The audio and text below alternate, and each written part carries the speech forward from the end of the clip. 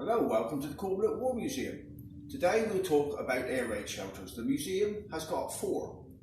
This one, the Morrison Shelter, the brainchild of Herbert Morrison, the Home Secretary, and it was intended for people who did not have a garden.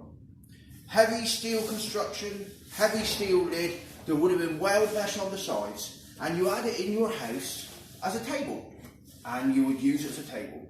And in an air raid, everybody in the house would get in underneath here, and there they would stay until the air raid is over.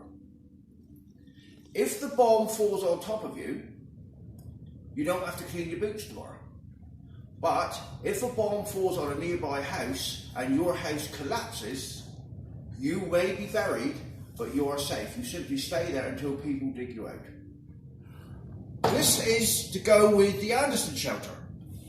I will read what the sheet says.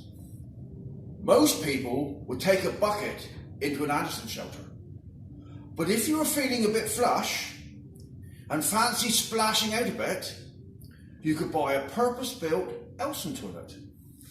This one was found in 2013 in the stockroom of a shop that closed in the early 1960s at Lerrin near Lostwithiel.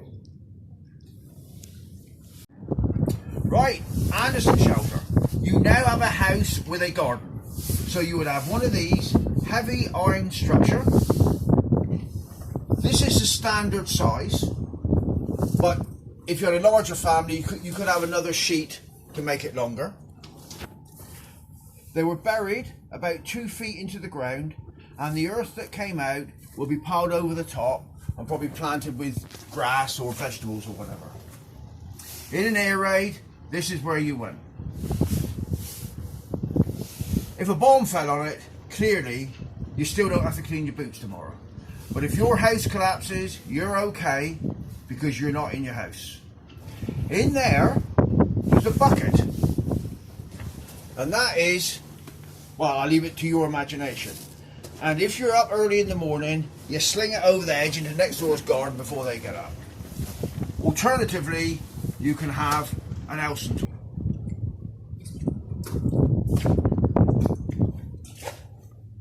Right, this is one of the original Stanton air raid shelters at this airfield.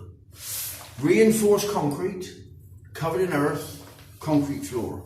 There would be benches along the sides, and if this is the nearest air raid shelter, you would simply run in and take shelter here.